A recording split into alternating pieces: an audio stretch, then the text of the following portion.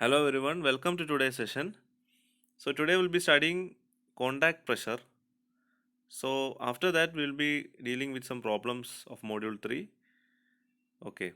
അപ്പോൾ ഇന്ന് നമ്മൾ കോണ്ടാക്ട് പ്രഷർ എന്താണെന്നാണ് നോക്കുന്നത്.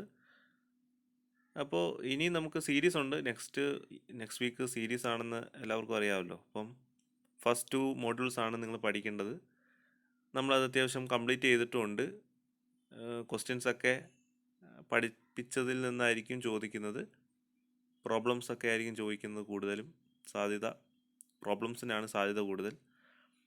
ഓക്കെ, അപ്പം നന്നായിട്ട് പഠിക്കുക. ഓക്കെ, നമുക്ക് ഇന്നത്തെ വീഡിയോയിലേക്ക് പോകാം. സോ കോണ്ടാക്ട് പ്രഷർ എന്താണെന്നാണ് ചോദിക്കുന്നത്. അപ്പം എന്താണ് കോണ്ടാക്ട് പ്രഷർ? നിങ്ങൾക്ക് എന്താണ് തോന്നുന്നത് കോണ്ടാക്ട് പ്രഷർ എന്ന് പറയുമ്പോൾ?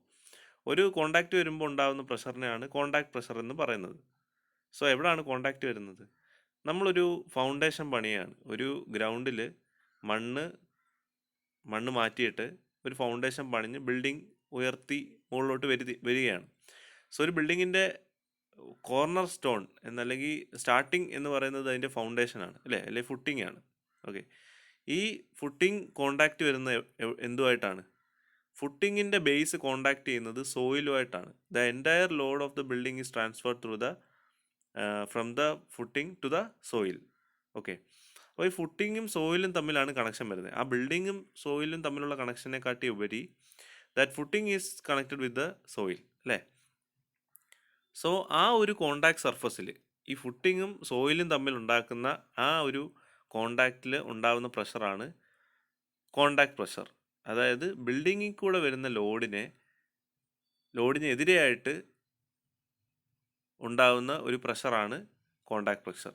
It is an upward pressure due to soil on the under side of the footing. Okay, upward പ്രഷറാണ്. കാരണം നമ്മുടെ ബിൽഡിങ്ങിൻ്റെ പ്രഷർ അല്ലെങ്കിൽ ലോഡ് എന്ന് പറയുന്നത് താഴോട്ടാണ് ആക്ട് ചെയ്യുന്നത്. ഡൗൺവേർഡ് ഇൻ ടു ദ ഗ്രാവിറ്റിയാണ് ഇത് ആക്ട് ചെയ്യുന്നത്. സോ എഗെയിൻസ്റ്റ് ദ ഗ്രാവിറ്റി ആയിരിക്കും ആക്ട് ചെയ്യുന്നത്? കോണ്ടാക്ട് പ്രഷർ ആക്ട് ചെയ്യുന്നത്. അതറിയാമല്ലോ. എന്തായാലും നമ്മളൊരു ഫോഴ്സ് ഒരു സർഫസിലോട്ട് അപ്ലൈ ചെയ്ത് കഴിഞ്ഞാൽ there will be a reaction opposite to that force അല്ലേ. അപ്പോൾ ആ ഒരു തിയറി വെച്ചിട്ട് അല്ലെങ്കിൽ ന്യൂട്ടൺസ് തേർഡ് ലോ വെച്ചിട്ട് ആണ് ഈ കോണ്ടാക്ട് പ്രഷർ ഉണ്ടാകുന്നത്. അപ്പോൾ കോണ്ടാക്ട് പ്രഷർ എന്താണെന്ന് മനസ്സിലായെന്ന്. ഇപ്പോൾ ഇതുപോലെ തന്നെ നമ്മൾ വണ്ടി ഓടിക്കുകയാണെങ്കിൽ അല്ലെങ്കിൽ വണ്ടി ഒരിടത്ത് നിർത്തിയിട്ടേക്കുവാണെങ്കിൽ നമ്മുടെ ടയർ പ്രഷർ കാണും. ടയറിൽ നിന്നുള്ള ലോഡ് നമ്മുടെ ഭൂമിയിലോട്ട് പോകും. So from the surface opposite to that load അല്ലെങ്കിൽ to that pressure there will be a contact pressure. Okay, അപ്പോൾ അത് വെഹിക്കിൾസിൻ്റെ കേസിലാണെങ്കിലും ഈ കോണ്ടാക്ട് പ്രഷർ നോക്കിയായിരിക്കും അതുപോലെ റോഡും പാലങ്ങളും ബ്രിഡ്ജസ് ഒക്കെ ഡിസൈൻ ചെയ്യുന്നത്. അപ്പോൾ അതുപോലെ തന്നെയാണ് ഈ കോണ്ടാക്ട് പ്രഷറിന് ഒരുപാട് ആപ്ലിക്കേഷൻസ് ഫീൽഡുണ്ട്. സോ അതുകൊണ്ടാണ് നമ്മൾ ഈ കോണ്ടാക്ട് പ്രഷറിനെ കുറിച്ച് ഇവിടെ പറയുന്നത്.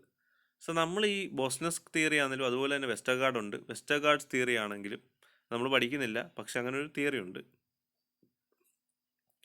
ഏത് തിയറി ആണെങ്കിലും നമ്മൾ ഇതിനകത്ത് കുറേ അസംഷൻസ് ഉള്ളത് പതിവാണ്. ഓക്കെ, കുറേ അസംഷൻസ് ഉണ്ട്. Like the soil is isotropic, homogeneous, then it is elastic in nature. Okay, അപ്പോൾ ഇങ്ങനെ ഒരുപാട് അസംഷൻസ് നമ്മൾ അസ്യൂം ചെയ്തിട്ടാണ് നമ്മൾ ഈ തിയറി സെറ്റ് ചെയ്യുന്നത്. ഓക്കെ, അപ്പം ഇതിൻ്റെയൊക്കെ ഒരു പ്രശ്നമെന്ന് പറഞ്ഞാൽ ശരിക്കും നമ്മുടെ സോയിൽ ഇലാസ്റ്റിക് അല്ല. ഈ ഇലാസ്റ്റോപ്ലാസ്റ്റിക് എന്നൊക്കെ പറയാം. രണ്ട് രീതിയിലും ബിഹേവ് ചെയ്യും. ഇപ്പോൾ ഫുള്ളി ഇലാസ്റ്റിക് ആണെന്ന് നമുക്ക് ഇലാസ്റ്റിക് നേച്ചറാണെന്ന് നമുക്ക് പറയാൻ പറ്റത്തില്ല. അപ്പോൾ അതുകൊണ്ടൊക്കെ ഉള്ളതുകൊണ്ട് അതിൻ്റെ ഇലാസ്റ്റിസിറ്റി ഇത് ഫുട്ടിങ്ങിനെ ഇപ്പോൾ സോയിൽ ഇലാസ്റ്റിക് അല്ലെങ്കിൽ അതിനനുസരിച്ച് അത് ഫുട്ടിങ്ങിനെ ബാധിക്കും, അല്ലെ ആ ലോഡിൻ്റെ ആ കോണ്ടാക്ട് പ്രഷർ ഡയഗ്രാമിനെ അതിനെ ബാധിക്കും. ഓക്കെ, അപ്പോൾ ഇങ്ങനെ ഒരുപാട് പ്രശ്നങ്ങളുണ്ട്. സോ നമ്മൾ ഈ ഡിറൈവ് ചെയ്ത സമയത്ത് ഫുട്ടിങ് ഫ്ലെക്സിബിൾ ആണെന്നാണ് എടുത്തത്. അതും ഒരു അസംഷൻ ആയിരുന്നു അല്ലേ. ഫുട്ടിങ് ഈസ് ഫ്ലെക്സിബിൾ എന്നും എടുത്തായിരുന്നു. ശരിക്കും ഫുട്ടിങ് എന്ന് പറയുന്നത് അല്ലെ ഫൗണ്ടേഷൻ എന്ന് പറയുന്നത് ഫ്ലെക്സിബിൾ അല്ല. It cannot be flexible. It can be flexible as well as it can be rigid. അപ്പം ഇത് ഫ്ലെക്സിബിളും ആവാം റിജിഡും ആവാം. So actual footings are not flexible as assumed. So the actual distribution of the contact pressure depends upon a number of factors such as elastic properties of the footing material and the soil, the thickness of the footings also. In fact, it is a soil structure interaction problem. അതായത് നമ്മളൊരു theory ഉണ്ടാക്കാൻ വേണ്ടി ചില assumptions ചെയ്തു, പക്ഷേ ഈ assumptions എല്ലാം correct അല്ലായിരുന്നു. സോ നമ്മളിപ്പോൾ അസ്യൂം ചെയ്ത രീതിക്കാണെങ്കിൽ ഇത് നമ്മുടെ ഫുട്ടിംഗ് ആണെങ്കിൽ, നമ്മുടെ ഫൗണ്ടേഷനിൽ ഫുട്ടിംഗ് ആണെങ്കിൽ ഇതിന് താഴോട്ട് വരുന്ന ലോഡെന്ന് പറയുന്നത് ഇങ്ങനെ ആയിരിക്കും വരേണ്ടത്. ഇതിൻ്റെ പ്രഷർ ഡിസ്ട്രിബ്യൂഷൻ അല്ലെ contact pressure distribution will be uniform ആയിരിക്കും. അതുമാത്രമല്ല അതിനൊരു ഏറ്റക്കുറച്ചിലും കാണത്തില്ല. എഡ്ജസിലാണെങ്കിലും അതുപോലെ തന്നെ സെൻറ്റേഴ്സിലാണെങ്കിലും നെക്സ്റ്റ് എഡ്ജിലാണെങ്കിലും ഏതൊരു സ്ഥലം എടുത്താലും അത് സ്ട്രെയിറ്റ് ലൈൻ ആയിരിക്കും. If the soil changes also, അതായത് ഇപ്പം ക്ലേ സോയിലാണെങ്കിലും സാൻഡി സോയിലാണെങ്കിലും ഫുട്ടിംഗ് റിജിഡ് ആണെങ്കിലും ഫുട്ടിംഗ് അതുപോലെ ഫ്ലെക്സിബിൾ ആണെങ്കിലും ഫുട്ടിങ്ങിൻ്റെ സ്ട്രക്ചറിൻ്റെ ചേഞ്ചിനനുസരിച്ചോ സോയിലിൻ്റെ ചേഞ്ച്, അതായത് ക്ലേ ആണെങ്കിലും സാൻഡ് ആണെങ്കിലും ചേഞ്ചിനനുസരിച്ചോ നമ്മുടെ എന്ത് മാറുന്നില്ല, നമ്മുടെ കോണ്ടാക്ട് പ്രഷർ ഡയഗ്രാം മാറുന്നില്ല. It is always symmetrical and uniform in nature. Okay, അപ്പം ഇതാണ് നമ്മുടെ സ്ഥിരം നമ്മൾ അസ്യൂം ചെയ്തിരിക്കുന്ന കാര്യം. നമ്മുടെ ഡയഗ്രാം എന്ന് പറയുന്നത് ഇങ്ങനെ ഇരിക്കും എന്നാണ് നമ്മൾ അസ്യൂം ചെയ്യുന്നത്. ഓക്കെ, പക്ഷേ അങ്ങനല്ല എന്നാണ് ആര് പറയുന്നത്? നമ്മുടെ ബൊറോവിക്ക പറയുന്നത്. ബൊറോവിക്ക 1938 രണ്ട് സ്റ്റഡീസ് ഉണ്ട്. Studied the contact pressure distribution of uniformly loaded strips and circular ഫുട്ടിങ്സ്. അപ്പോൾ പുള്ളി രണ്ട് ടൈപ്പ് ലോഡിംഗ് സ്ട്രിപ്സ്, ഒന്ന് സ്ട്രിപ്പും ഒന്ന് സർക്കുലർ ഫുട്ടിങ്ങും ആയിരുന്നു. സെമി ഇൻഫിനിറ്റ് ഇലാസ്റ്റിക് മാസിൽ അസ്യൂം ചെയ്തിട്ട് അവിടുത്തെ pressure distribution, contact pressure distribution study ചെയ്തു. ഓക്കെ, ഫ്രിക്ഷൻലെസ് ഫുട്ടിംഗ് ആണെന്ന് അസ്യൂം ചെയ്തിട്ട്. The analysis showed that the contact pressure distribution depends upon the relative rigidity and some other parameters ഉണ്ട്, അത് ഞാൻ പറയാം. അപ്പോൾ പുള്ളി പറഞ്ഞത് ഈ അനാലിസിസ് പുള്ളി ചെയ്തത് ഡിപ്പെൻഡ് ചെയ്യുന്നത് റിലേറ്റീവ് റിജിഡിറ്റി ആയിരുന്നു. അതായത് റിജിഡിറ്റി മോഡുലസ് ഉണ്ട്. അപ്പം ഈ രണ്ട് മെറ്റീരിയലിനും റിജിഡിറ്റി ഉണ്ട്, അതായത് ഫുട്ടിങ്ങിനും ഉണ്ട് അതുപോലെ തന്നെ സോയിലിനും ഉണ്ട്. അപ്പോൾ അത് രണ്ടും തമ്മിലുള്ള ആ റിലേറ്റീവ്നെസ് കാണിക്കാൻ വേണ്ടിയാണ് റിലേറ്റീവ് റിജിഡിറ്റി എന്ന് പറയുന്നത്. KR ഡിനോട്ട് ചെയ്യുന്നത് KR എന്നാണ്. So KR equal to 1/6 × 1 - μs² divide by 1 - μf² × EF/ES × T/B the whole cube.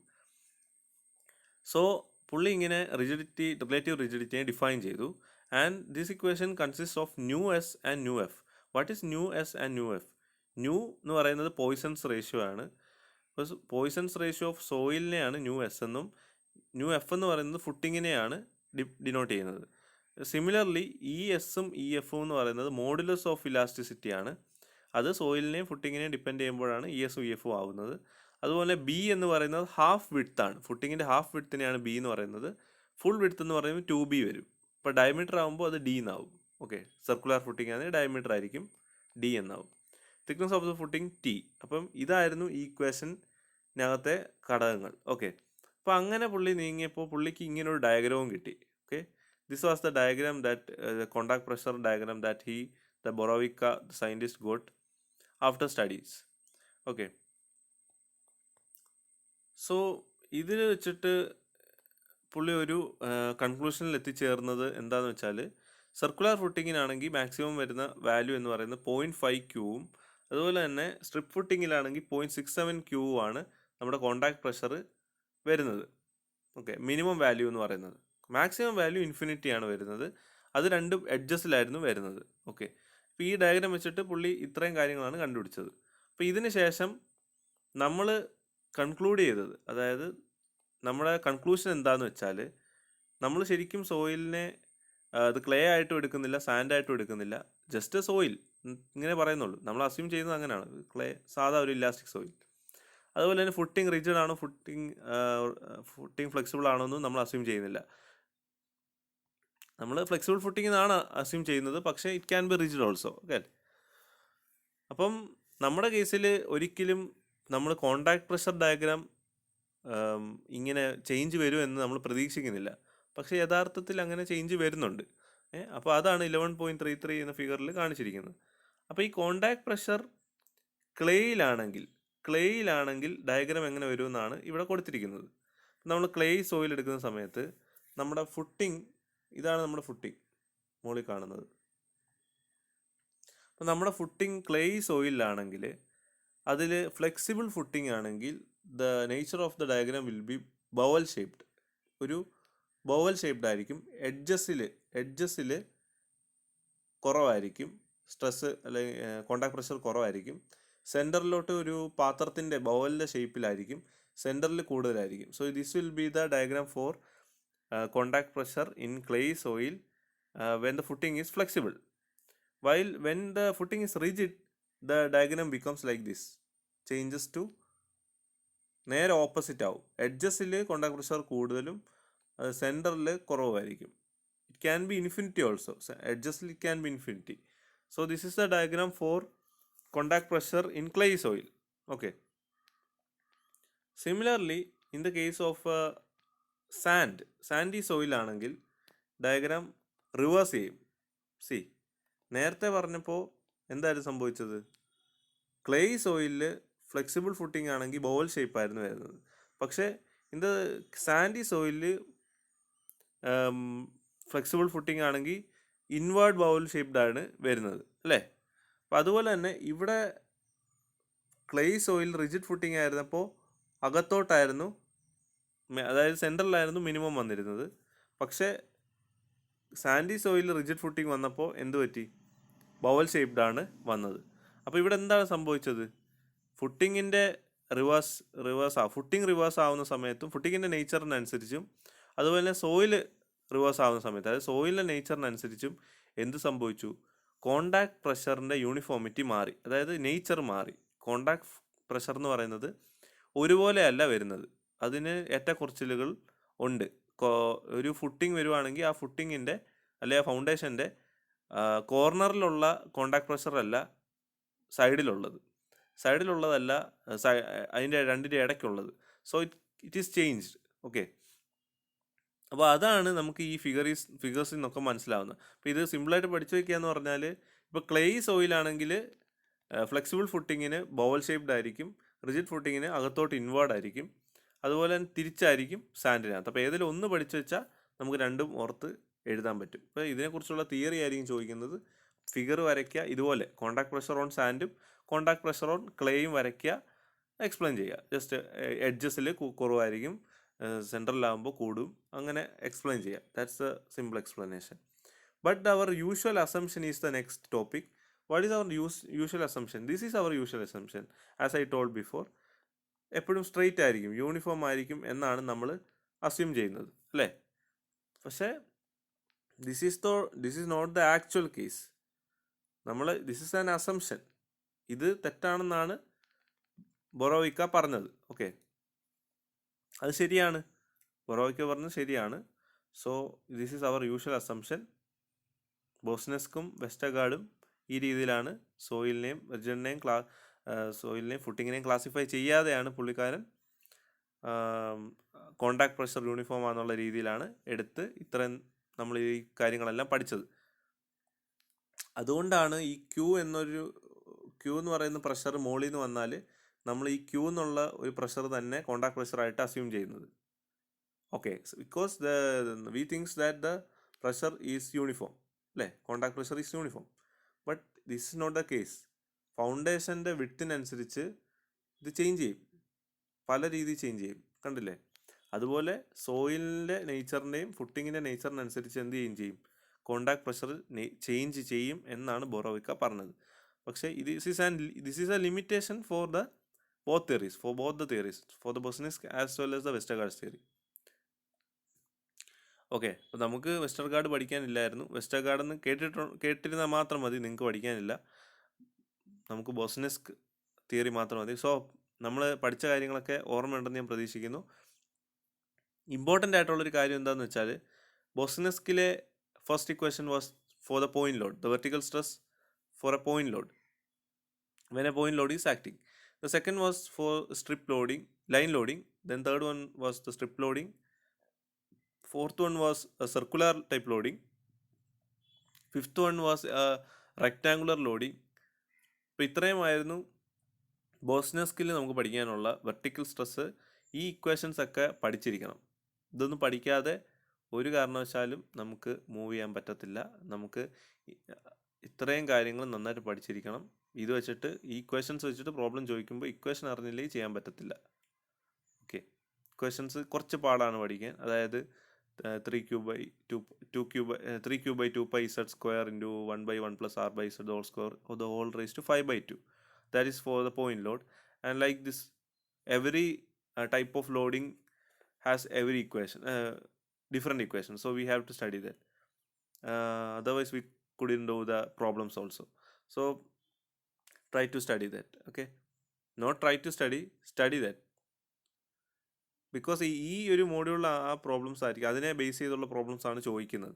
അപ്പോൾ അത് പഠിച്ചില്ലെങ്കിൽ ഒരു രക്ഷയില്ല, നമുക്ക് മൂവ് ചെയ്യാൻ പറ്റത്തില്ല. ഈ ചാപ്റ്ററിൽ നിന്ന് ഏറ്റവും കൂടുതൽ വരുന്നത് പ്രോബ്ലംസ് ആണ്. അല്ലാതെ ഈ ചോദിക്കുന്ന തിയറി എന്ന് പറയുന്നത് assumptions and limitations of Boussinesq's theory, then contact pressure, then isobar എന്താണ്, ഇതൊക്കെയാണ് തിയറി ആയിട്ട് ചോദിക്കുന്നത് വല്ല 2, 3, 4 മാർക്കിന്. പക്ഷെ ബാക്കിയെല്ലാം ഫോർ ഹയർ മാർക്സ് ചോദിക്കുന്ന എല്ലാം പ്രോബ്ലംസ് ആയിരിക്കും. So next we will be dealing with the problems in this module. അത് ഇമ്പോർട്ടൻ്റ് ആണ്, പ്രോബ്ലംസ് നമ്മളെല്ലാവരും പഠിക്കണം നന്നായിട്ട്. സോ ഈ ക്ലാസ് നമ്മൾ ഇതിൽ തന്നെ വൈൻഡ് അപ്പ് ചെയ്യാണ്, കാരണം ഇനിയും പ്രോബ്ലം കൂടെ വന്നു കഴിഞ്ഞാൽ ഈ വീഡിയോ ഒരുപാട് വലുതായി പോകും. സോ ഇത് നിർത്തുകയാണ്. എല്ലാവരും നന്നായിട്ട് സീരീസിനൊക്കെ പഠിക്കണം. അപ്പം സീരീസ് കഴിഞ്ഞ് വരുമ്പോഴേക്കും നമുക്ക് ഈ ചാപ്റ്ററിൻ്റെ പ്രോബ്ലംസ് കൂടെ തീർത്ത് ഈ ചാപ്റ്റർ വൈൻഡ് അപ്പ് ചെയ്യാം. നോക്കാം, നമുക്ക് സമയത്തിൻ്റെ പരിമിതികൾ, സമയം അനുസരിച്ച് നമുക്ക് കാര്യങ്ങളൊക്കെ മുന്നോട്ട് കൊണ്ടുപോകാം. മാത്രമല്ല next class after the series I will be taking the live classes. Okay, അപ്പം കുറച്ചുകൂടെ ലൈവ് എടുത്താലോ എന്ന് ആലോചിക്കുന്നുണ്ട്. ഓക്കെ, നമുക്ക് നോക്കാം. Okay, thank you.